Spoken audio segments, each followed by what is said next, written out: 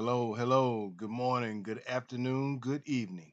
This is Dr. Soul Brother here, trying to give everybody a remedy for the ills, the psychological ills that we suffer from collectively as a people. Hope everybody's doing fine, and I want to dive right into this, not take up a whole lot of time, but at the same time give folks food for thought. My topic is leave the divine nine alone. Let me repeat that. Leave the divine nine alone. For those who are unfamiliar with the term divine nine, if you are familiar with Vice President of the United States, Kamala Harris, you have seen reference made to her and the divine nine, or she herself has made reference to the divine nine. And that is the divine nine consists of Black Greek letter organizations that exist. And she herself is a proud member of Alpha Kappa Alpha Sorority Incorporated.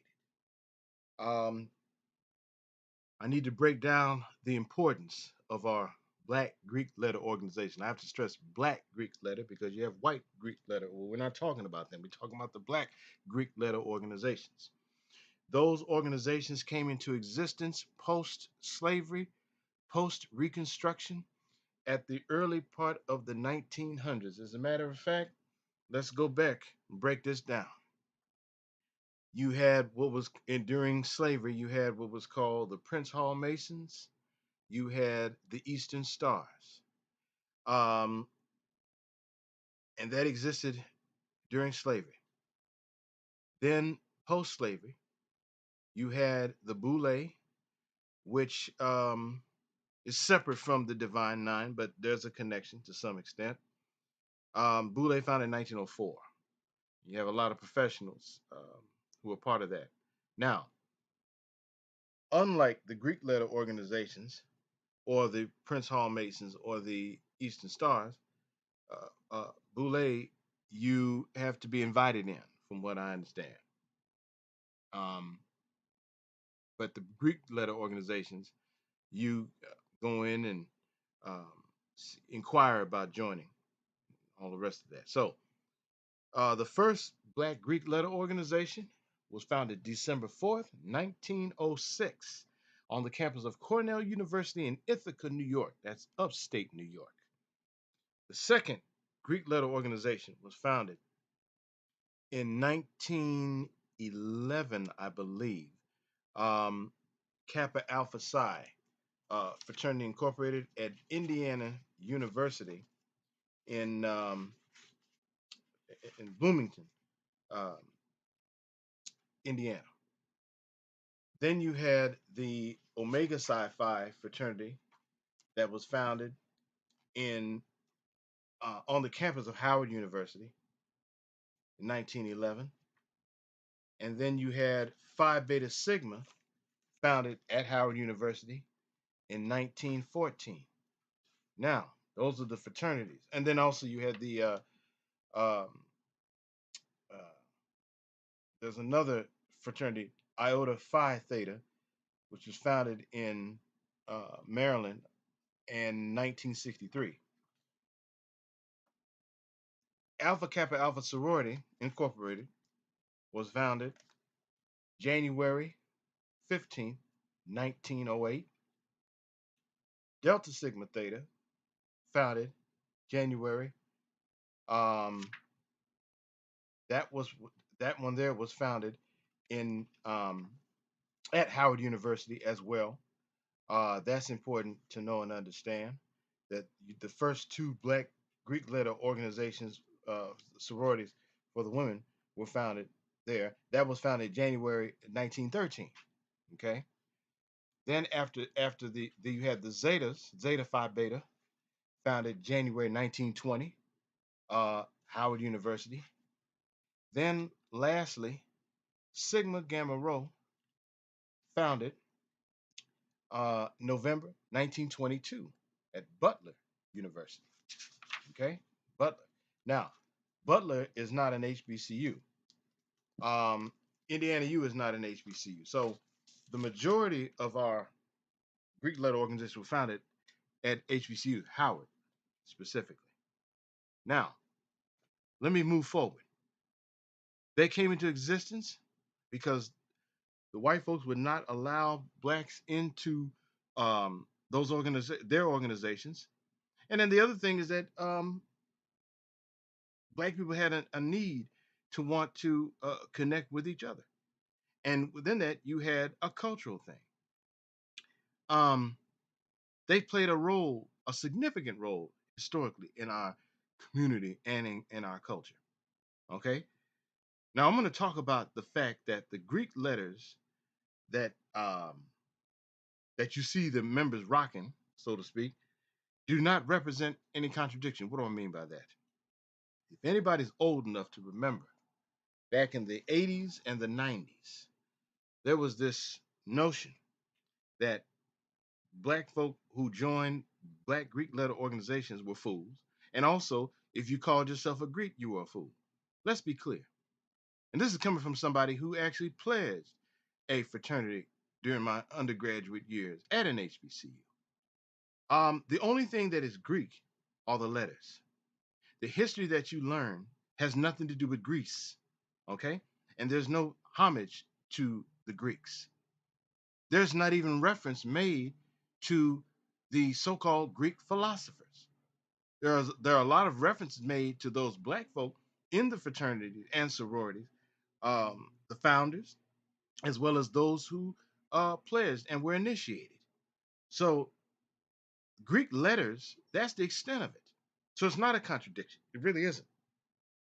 Um, we also need to make something clear.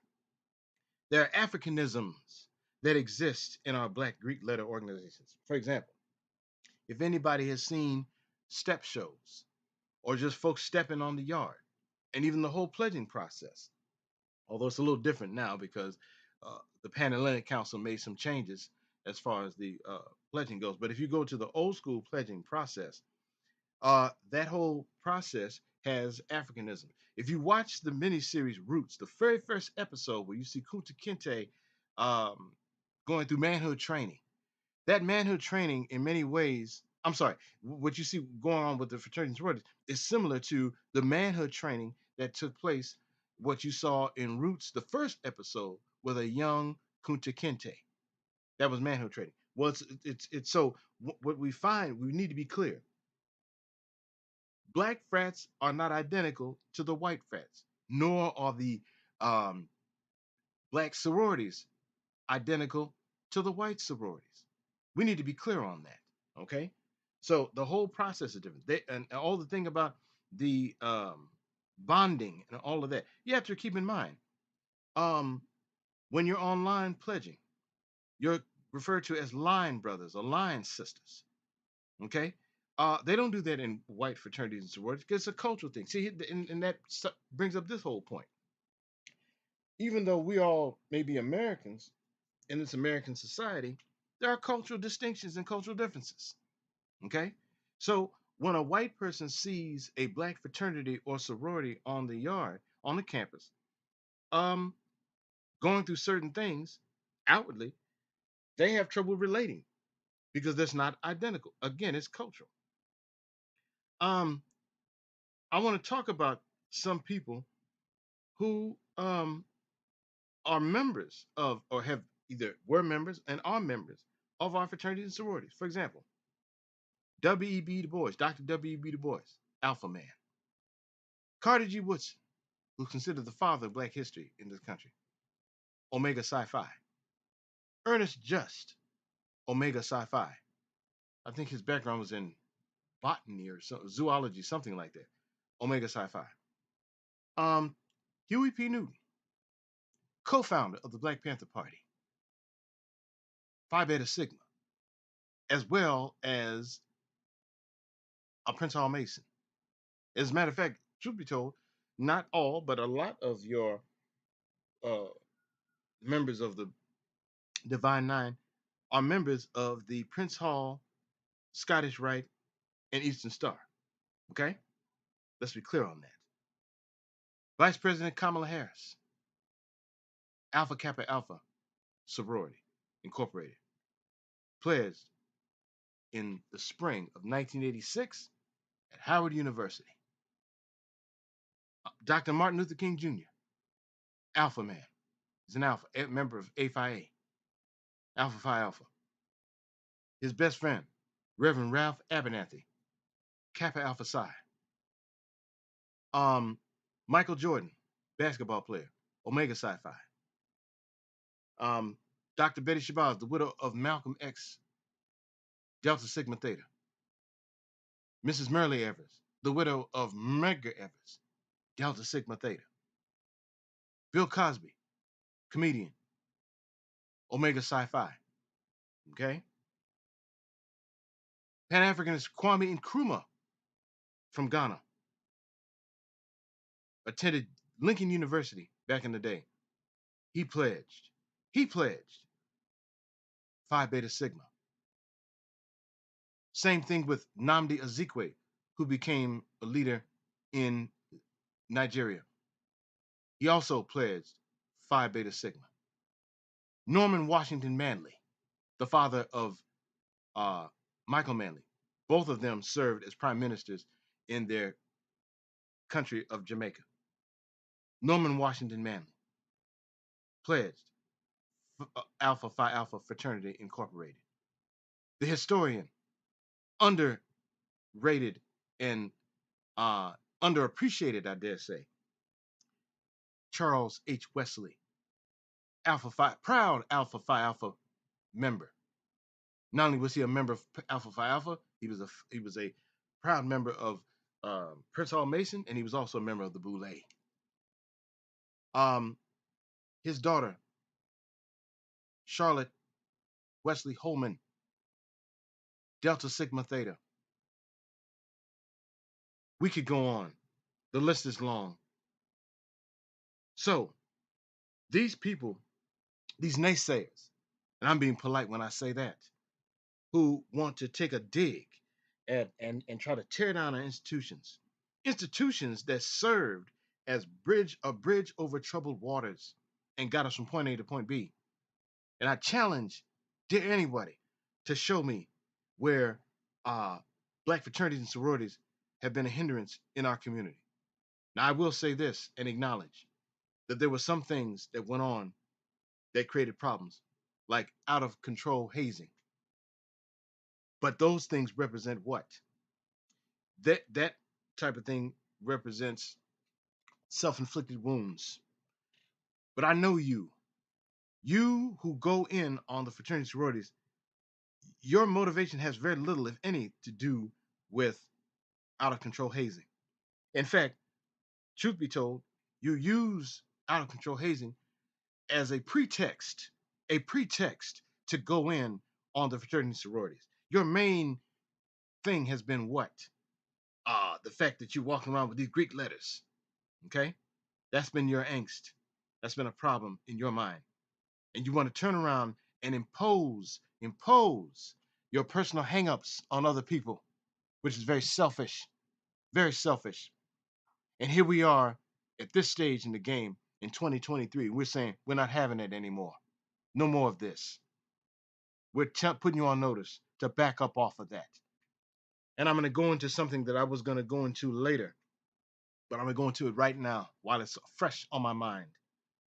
If you want to be critical of organizations, the Greek letter organizations, the Divine Nine, if you will, um, it's your prerogative if you don't want to become a member. It's not for everybody.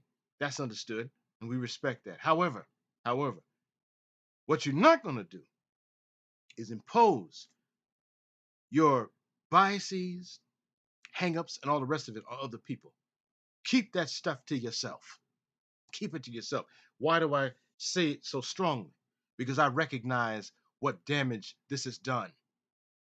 You can hardly find on college campuses, white college campuses, that is, where our fraternity and sororities have the same presence that they once had 30, 40 years ago. And much of it has to do with your reckless mouths. And this is the cold part. Some of you, and you know who you are, some of you have gone in on these organizations when you yourself Know of people within your family, including your parents. I know of a guy right now who would go in on fraternities and sororities as far back as I can remember, only to discover recently that his mother was in a sorority. Make that make sense. Make that make sense. But anyway, um, also want to talk about the movie School Days in this context. In many ways, one could argue that Spike Lee's School Days played a role in people throwing shade on our black fraternities and sororities in many ways. But the thing is this again, if you don't want to be a part of this, that's your prerogative. But don't go in on things that you know very little or nothing about. We recently, in recent times, witnessed our dear brother, and may he rest in peace, Mr. Harry Belafonte, aka Mr. B, became an honorary member of Phi Beta Sigma. I salute the Sigmas for this because if anybody was deserving of that honor, it was Mr. Harry Belafonte. Why do I say that? Because of the role he played in the movement. And let's be clear, many of the people, including Dr. Martin Luther King, who he stood shoulder to shoulder with uh, during that hellish time in the civil rights movement, many of them were proud members of the Black Greek letter fraternities and sororities back then. So um, he played his role and he put in work. So it was quite it's honorable it's that they would choose to select him as an honorary brother of Phi Beta Sigma. So for them, I want to publicly salute the Sigmas. Let me move on. Vice President Kamala Harris, I referenced earlier. Let's be clear. Whether you like her or loathe her, whether you agree, disagree with her politics, no matter what side of the fence you're on, whether you are Democrat, Republican, or independent, and this is not a political program, but I'm raising this to make a point. Um, People are talking about the Divine Nine more than they were before because of Vice President Kamala Harris. First of all, she attended an HBCU, which is where she pledged and was initiated into Alpha Kappa Alpha Incorporated, or I should say Alpha Kappa Alpha in Sorority Incorporated. My mistake. And she's clearly a proud member. And why was she a member? She was influenced by a woman named Christine Simmons in the Bay Area, I believe Oakland, who was a proud member of Alpha Kappa Alpha in Sorority Incorporated, and she herself pledged at Howard University in the early 1950s. And she was, as you say in the black community, a play-auntie. So to Vice President Kamala Harris, she was known affectionately as Aunt Chris. So we have Aunt Chris, aka Christine Simmons, to thank for this. Okay? So let's be clear. And in many ways, we have Kamala Harris's mother for playing a role in helping to shape and model the Kamala Harris we see today. That's a topic for another day, and that's coming up sooner than you think. Let me move on. I want to talk about some of these people who were known for going in on the black fraternity and sororities. But before I deal with them, I want to address some of the people. No, I'm going to address them first. You know the name Ashwa Kwesi, the Egyptologist slash Afrocentric. Far back as I can remember, he would go in on, as he would call, the freaky Greeks and try to draw parallels between the freaky Greeks, as he called them, in Greece and our black fraternities and sororities. And this was taking place when around the time that the movie School Days was out, and most of us saw that movie. And that's one of the things that helped to contribute in some instances, discouraging people from going down that route in terms of pledging a Greek letter organization, a black Greek letter organization. Then you had Mr. Steve Coakley, who was a conspiratorialist who would put in some good work to some extent, but in many ways, he helped to further do damage. What do I mean by that? What Ashwakwezi did not do, Coakley took things to another level. First of all, attacking our institutions, attack like our HBCUs, as well as our Black Greek letter organizations. And then, of course, anybody, and I want y'all to hear me well on this, anybody who talks about the Boule, talking about the Boule crowd and all that kind of stuff. I know the African Diaspora Channel is notorious for this. I want to talk to you because y'all have gone too far now. And let me be clear, Mr. Philip Scott, whenever you hear this show, I want you to hear me and listen carefully. You've gone too far, bruh. You've gone too far with your attack on the Boule. In the beginning, when you were talking about the Boule, you were talking about it using them as a euphemism. But I saw your show in recent times, recently, I believe a week or so ago, and you post a photograph of the founders of the Boule, and you suggest that they are somehow in a conspiracy with white people, white folks um, to undermine the black community. When in fact, nothing could be further from the truth. Where are the receipts? You have none. All you're doing is whistling Dixie, frankly. And I'm being polite when I say that. So, Mr. Phil Scott and others of that ilk, when you go in on our organization, you better have receipts. Otherwise, you look insane and you're helping to engage in disinformation. And we're saying stop it right now. Because if you keep it up, we're going to have a problem. And that's not a threat. I'm telling you, that's a problem. We're going to have a problem. Do you really want to have that conversation? I don't think you do. I really don't. Now, I want to address this very quickly before my time runs out. I want to mention names that some of you all, depending on your age, would be or should be familiar with. Khalid Muhammad, Asa Hilliard, Francis Cress Welsing, and Tony Browder. They all have something in common. Believe it or not, all of those I just mentioned are deceased except Tony Browder, but that's not the commonality. The commonality is this: all pledged and were initiated into the Divine Nine. Khalid Muhammad, as a young undergrad at Dillard University in New Orleans, pledged Omega Psi Phi, and his line was known as the Funky 15. Asa Hilliard pledged Omega Psi Phi. Francis Cress Welsing, Dr. Francis Cress Welsing, was a member of Zeta Phi Beta.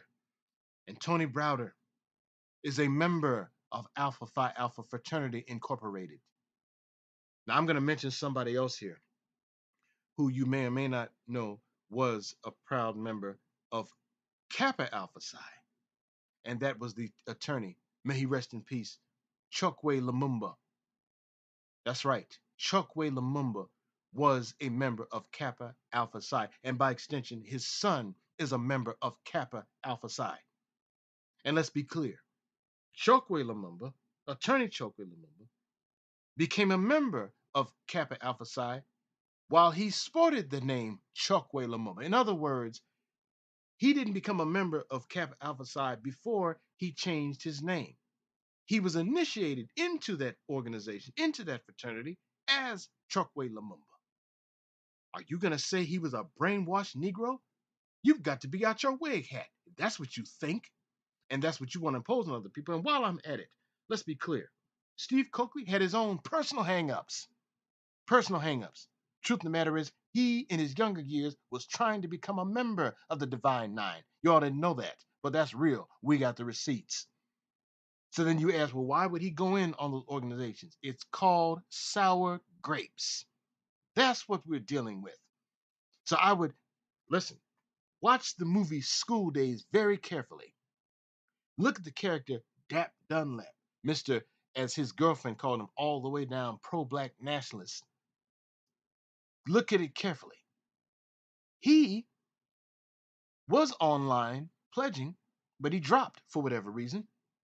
And so he too represented sour grapes. He had it in for the Greeks, including his girlfriend. If you remember when you watched the movie, He went off because his girlfriend expressed an interest in pledging Delta the following semester. He'd like to have a fit.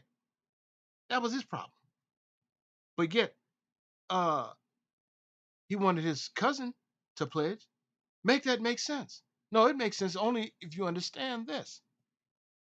In a strange way, he was kind of living through his vicariously through his cousin's experience, in a sense. But that's where analysis comes in when it comes to that movie. But here's the thing.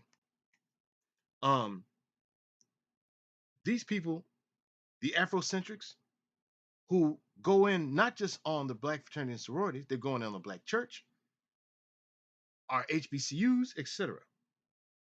And what do they bring to the table? Nothing. Nothing.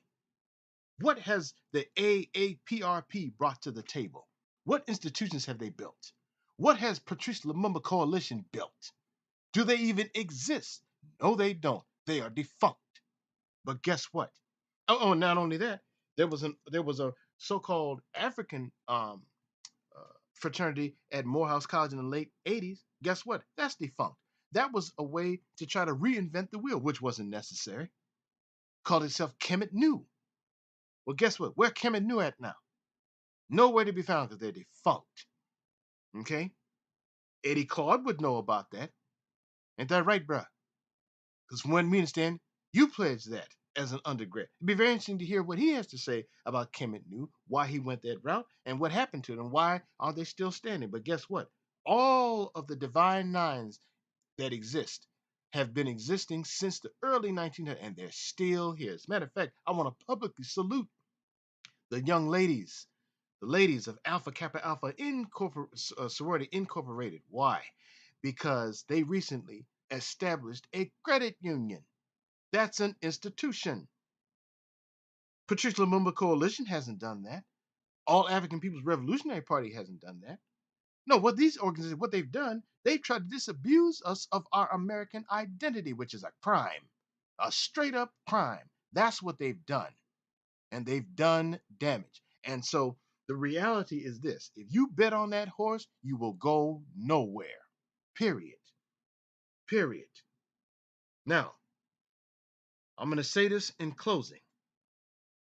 At the same time that I'm defending the Divine Nine, I have to chastise and get on the Divine Nine for this. You should have spoken up when all of this backlash was taking place 30, 35 years ago. And to Khalid Muhammad, Asa Hilliard, Francis Cress Welsing, what is unfortunate and frankly a crime is that they did not speak up either when this backlash was taking place between 30 and 35 years ago. They kept their mouths closed. The only person, Khalid Muhammad, would make reference to him being a member. Well, let me put it this way. He would make reference to being a member of Omega Psi Phi, but he didn't go deep into it. But when he got tighter with Steve Coakley, he was silent. Okay? So their silence contributed to a lot of this madness. And in the words of Dr. King, silence is betrayal. I fundamentally believe that had they spoken up back then, not to say it would have necessarily changed minds, because some of these folks are too stiff-necked and stubborn for that. You can't tell them nothing, as Bunchy Carter would say. But here's the thing. These folks, if they had done that, it could have helped to put a dent in some of this craziness, this silliness. And another thing, you know the author Alex Haley, who wrote Roots. Well, guess what? His father, Mr. Simon Haley, Alpha Man. Alpha. And if I'm not mistaken, I believe Mr. Simon Haley, who was known as Professor Haley or Fessor Haley, because he taught at different HBCUs, including UAPB, which is University of Arkansas Pine Bluff, UAPB in Pine Bluff, Arkansas. Um, he, I said, he was an alpha man, a proud alpha man. So I'm going to say this. For those of you who like to talk about being Pan-Africanists and like to uh, raise the names of Kwame Nkrumah, Nnamdi Ezekwe, and others of that ilk, and love to talk about Huey Newton this and Huey Newton that, and many other people who you admire, um, you need to keep their names out of your mouth or your mouths, plural, because more than one person talking is madness. Keep their names out your mouths because these folks have left indelible marks um, in the community, and we have benefited from the work that they've put in. We have benefited, and let's be clear: the Candace Owens of the world, the Brandon Tatums of the world, the Larry Elders of the world, and a host of other clowns out here who talk out the side of their neck. None of them, if you check it, none of them are members of the Boule, Prince Hall Masons, Eastern Stars, or any of the Black Greek letter organizations. None of them. And I say that to say this. Those individuals, just to name a few I just mentioned, all of them are traitors to the race. They are. So you can never say, well, they're members of the Boule. What'd you expect? No, no, no, no, they're not. They're not. So you need to check yourself on that. So um, I'm going to end it. And I'm saying to Mr. Phil Scott and others, back off and leave the divine nine alone. Leave folk alone. You are now engaging harassment, and that what you're doing is uh, uh, reheating what we were exposed to and dealt with. Those things that cause harm 30 and 35 years, between 30 and 35 years ago. We don't need that. And we're saying that day is done. No more days like those. No more. So I'm going to end this and say thank you for checking me out here. I look forward to, please hit the subscribe button, hit the like button. Please comment in the comments section. I need to hear from y'all. I'd love to hear from y'all, whether you like, dislike, agree, disagree, etc. And I want to get to the point where I'm able to go on live.